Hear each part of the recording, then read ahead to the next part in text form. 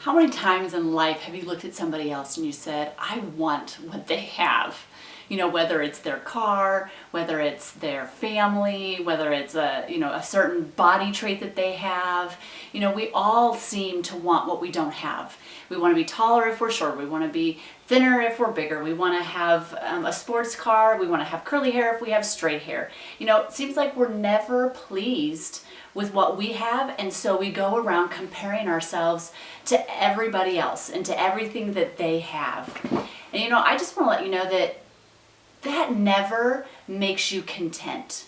It's quite the opposite. Comparing ourselves to others actually kills our contentment. And God has called us to be content in all circumstances, in all of our areas of life.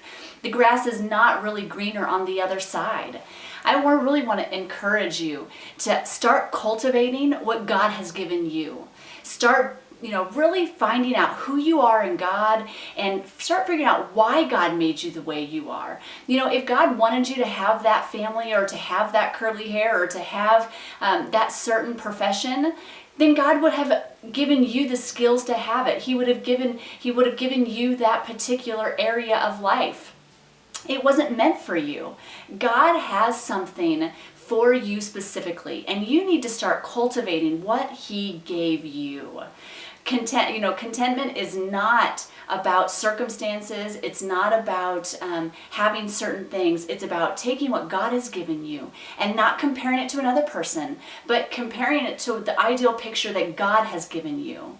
You know, if we really take time to cultivate and to really build up what God has given us, we are going to be able to impact the kingdom like nothing else, like nobody else, because God created you to do that specific thing. But if you can't get past wanting what other people have and comparing yourself to them, you will never reach that ultimate picture that God has placed on your life.